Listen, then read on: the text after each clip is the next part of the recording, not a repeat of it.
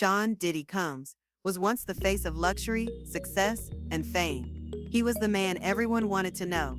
He rubbed shoulders with top celebrities, hosted lavish parties, and celebrated his empire with champagne flowing and yachts at the ready.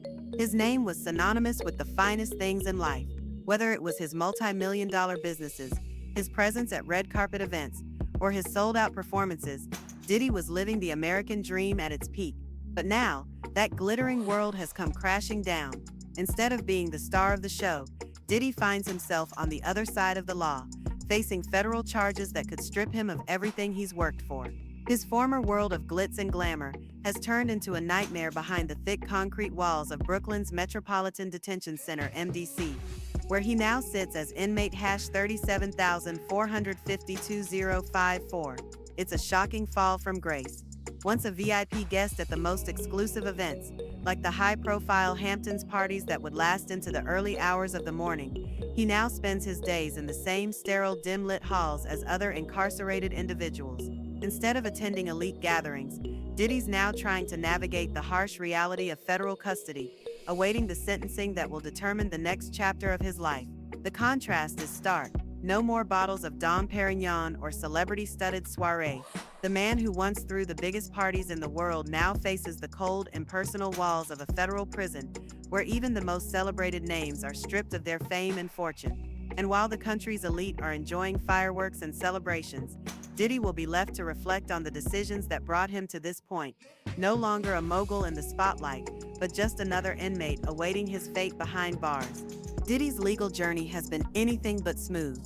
What started as whispers of scandal soon turned into a full-blown public spectacle, dragging the music mogul's name through the mud. The trial, which lasted a grueling 8 weeks, became one of the most talked-about cases in the entertainment world. The courtroom was packed, not with fans, but with those waiting to see if the man who once ruled the music industry would face the consequences of his actions. The prosecution painted a dark picture of Combs' private life, focusing on the exploitation and abuse of women under the guise of extravagant parties and high-end encounters. As the trial went on, witnesses testified about the so-called freak-offs, the infamous drug-fueled sex parties where women were allegedly coerced into participating in disturbing activities. The most harrowing testimonies came from those who had once been closest to Diddy, including ex-girlfriend Cassie Ventura, who bravely stood on the witness stand and shared her deeply painful experiences. Her words painted a picture of manipulation, control, and abuse that spanned over a decade-long relationship. She claimed that the man she once loved was not the person the public knew, but someone entirely different behind closed doors. Though Diddy vehemently denied all accusations of coercion, the jury was swayed by the detailed testimonies and evidence presented. The case hinged on allegations of sex trafficking, racketeering, and transportation for prostitution, charges that could land Diddy in prison for life. While the jury ultimately acquitted him of the most serious charges, including sex trafficking and racketeering, they found him guilty on 2 counts of transportation to engage in prostitution. It was a decision that sent shockwaves through the courtroom, as Diddy was convicted on charges that could still lead to significant jail time. The impact of the verdict was immediate and undeniable.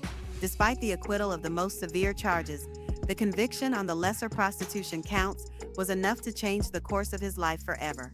Diddy's attorneys quickly petitioned for his release, arguing that he posed no flight risk and could be trusted with bail until sentencing. They offered a bond package that included restrictions on his travel and regular drug testing, hoping to secure his release from the federal detention center while awaiting his October sentencing. But Judge Arun Subramanian wasn't convinced. He ruled that Diddy's actions during the investigation, particularly his alleged assault on another ex-girlfriend, demonstrated a pattern of behavior that posed a serious danger to the public. Combs had been aware of the charges against him and the ongoing federal investigation, but continued his violent behavior, which sealed his fate. The judge firmly denied the request for bail, ordering Diddy to remain in custody until sentencing. It was a crushing blow to the mogul, who was already reeling from the public humiliation of the trial. The legal battle that had stretched for months was now followed by a harsh reality. Diddy was no longer the powerful figure who commanded the room, but just another inmate in a federal facility, facing the consequences of his actions. As Diddy entered his cell, there were no crowds cheering his name or photographers snapping pictures. The man who once controlled a vast empire, with millions of fans hanging on his every word, was now stripped of his freedom, awaiting the ultimate sentence. The weight of the trial, the verdict, and the realization that his legacy may never recover was finally setting in. The courtroom drama was over, but Diddy's real battle, one that would shape the rest of his life, was only just beginning. The Metropolitan Detention Center, MDC in Brooklyn, isn't just home to average criminals. It's a place where high-profile figures are sent when their lives spiral out of control. And now, Sean Diddy Combs finds himself sharing these cold, gray walls with notorious criminals like Luigi Mangione. Mangione, a man accused of murder, is facing charges for killing a health insurance executive, Brian Thompson, in a brutal attack that shocked New York City. His fate, if convicted, could mean the death penalty. The juxtaposition of these two men's lives couldn't be starker. Diddy, once the king of the music industry, surrounded by luxury, fame, and power, is now on the same level as Mangione, a man who allegedly took a life in cold blood. Diddy's world was once filled with flashing lights and the hum of expensive parties, while Mangione's life was much quieter until his alleged crimes shook the city. Yet, in MDC, these two worlds collide in an environment where titles and wealth hold no weight. They walk the same hallways, eat the same prison food, and follow the same schedule. The daily routine that once felt foreign to Diddy now becomes his new normal. From different backgrounds and paths, they both now exist in the same system, a stark reminder of how quickly life can change, even for the most untouchable among us. For someone like Diddy, who once threw the most talked about parties and rubbed elbows with Hollywood's elite, the transition to life behind bars has been nothing short of jarring. The music mogul's every move was once covered in tabloids, and he was known for his larger-than-life personality. Now, his days are spent in a confined cell where his every action is dictated by the prison's strict rules. Gone are the days of red carpets and private jets. Instead of wearing tailored suits and rubbing shoulders with other A-listers, Diddy is now wearing the same orange jumpsuit as everyone else. The luxury of choosing his meals, his schedule, and his surroundings has been replaced with the harsh routine of prison life. No more late-night parties or champagne-fueled events. His meals are now limited to whatever the prison kitchen provides. His day starts early, like every other inmate's, with the buzz of a loud alarm signaling the beginning of another monotonous day. Breakfast is served at 6 a.m., and it's a far cry from the lavish feasts he once enjoyed. Instead of a gourmet spread, he gets cereal, fruit, milk, and a small slice of breakfast cake.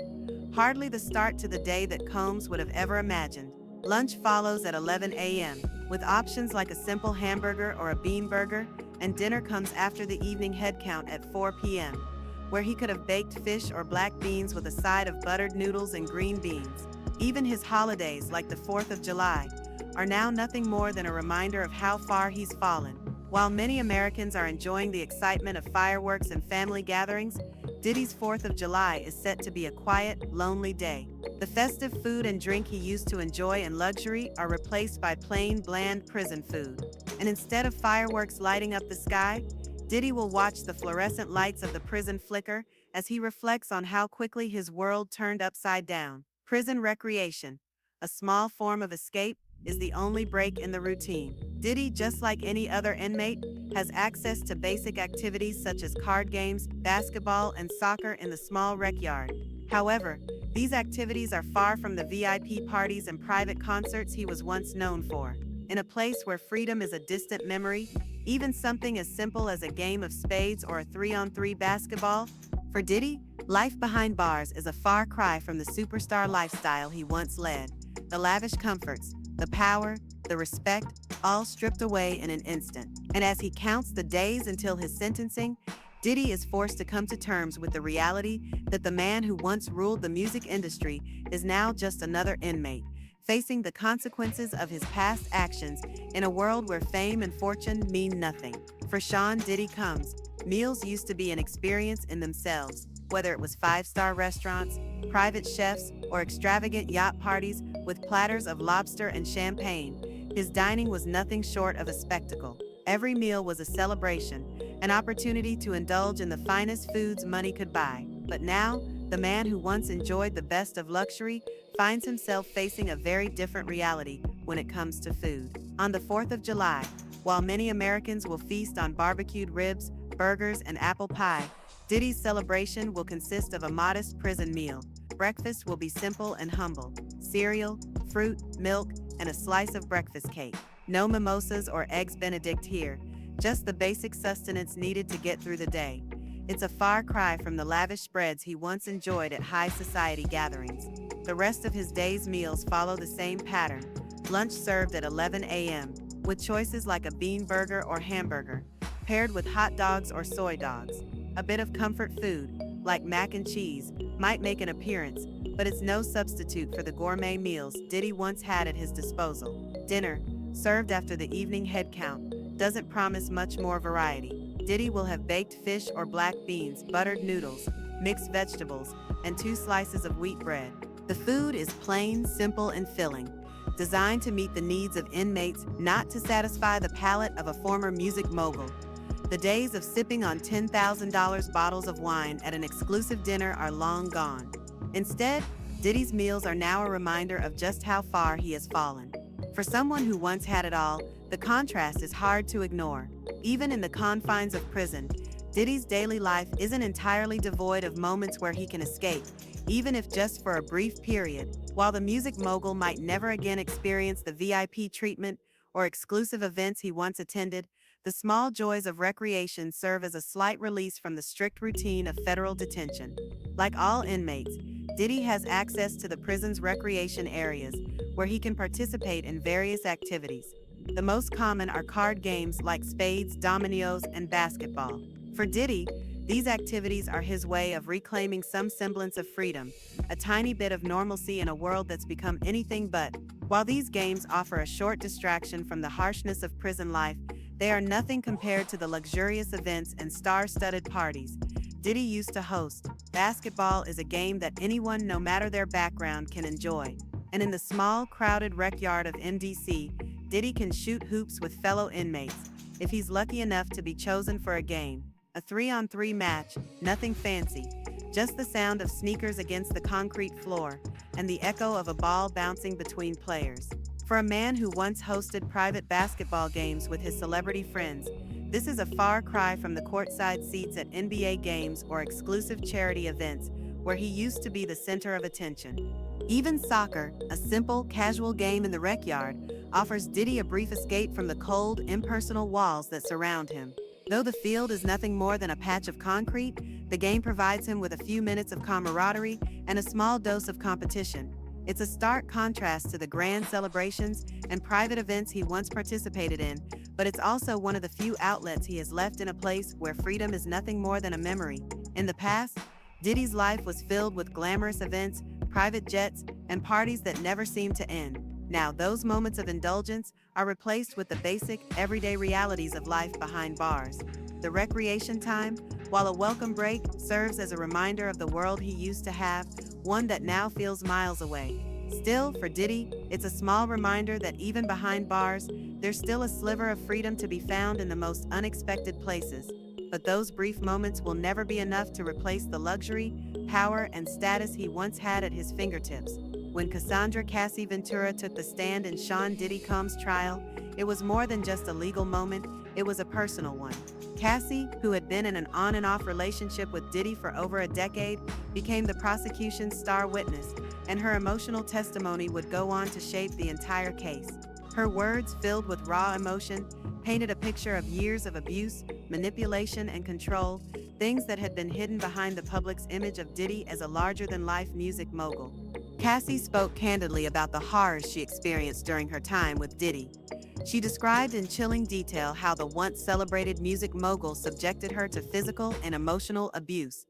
Among the most heartbreaking parts of her testimony was the recounting of the freak-offs, the disturbing sex parties where Cassie was allegedly coerced to participate in drug-fueled, degrading acts with other men. It was during this time that Cassie claimed Diddy controlled her life, from who she could see to what she could do.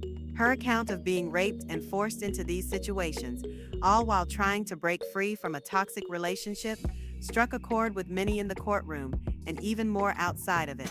Her bravery in speaking out against someone who had once been her partner, and someone who had immense power and influence, set the stage for a public reckoning.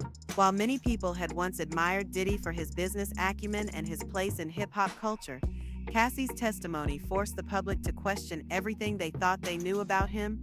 She wasn't just testifying against an ex-boyfriend, she was testifying against a man who had wielded his power to manipulate and hurt others. Her courage to stand up, despite the personal cost, made her a figure of strength and defiance, not just for the case at hand, but for all women who have suffered in silence.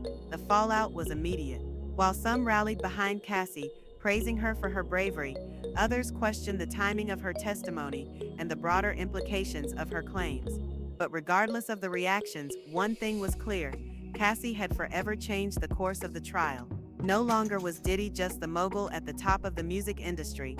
He was now the accused, facing allegations that shook the foundation of his career and reputation. As Cassie's emotional testimony made headlines, the legal back and forth in the courtroom was just as intense.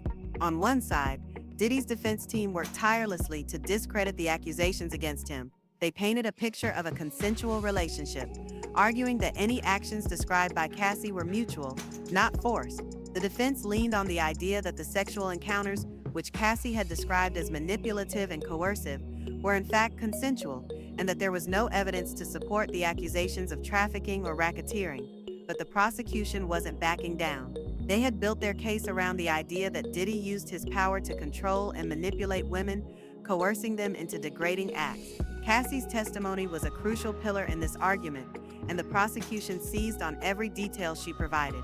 They emphasized how the music mogul's status and wealth were used to prey on vulnerable women, making it clear that these acts weren't isolated incidents but part of a much larger pattern of abuse.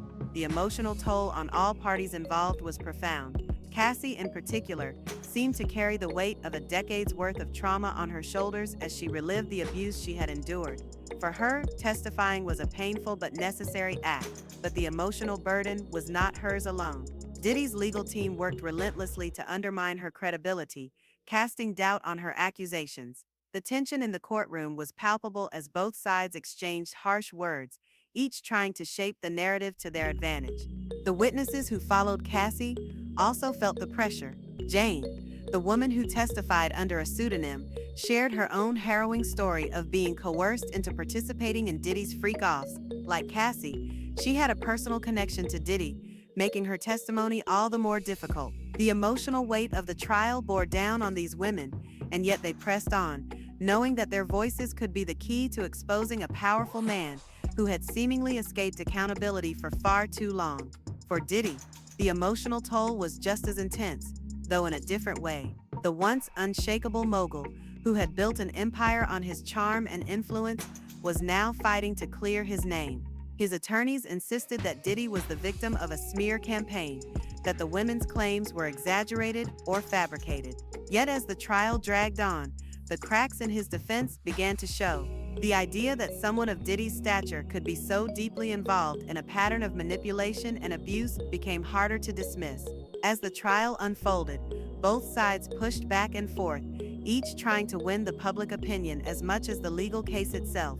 The courtroom became a battleground where not just facts, but reputations were on the line.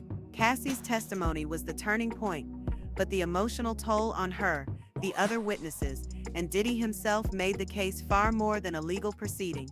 It became a personal reckoning for everyone involved. The moment the jury delivered their verdict, the courtroom fell silent.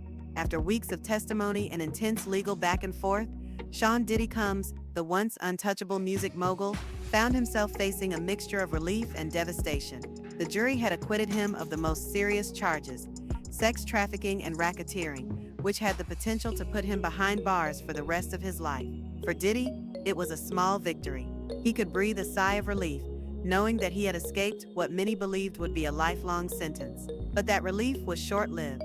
The jury also found him guilty on 2 counts of transportation for prostitution, charges that stemmed from the accusations of coercing women into sex acts.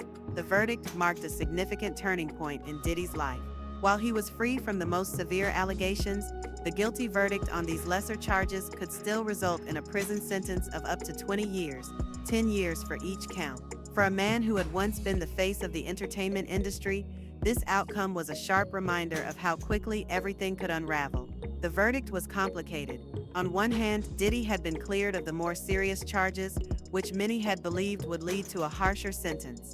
But on the other hand, the guilty verdict on the prostitution charges meant that he was still very much facing a future behind bars. For Diddy, the sense of freedom that had once been his defining feature, his ability to control his world, his career, and his image, was slipping away. His fate, now in the hands of the judge, would ultimately determine whether he would be sentenced to a lengthy prison term or whether he might get a second chance at rebuilding his life.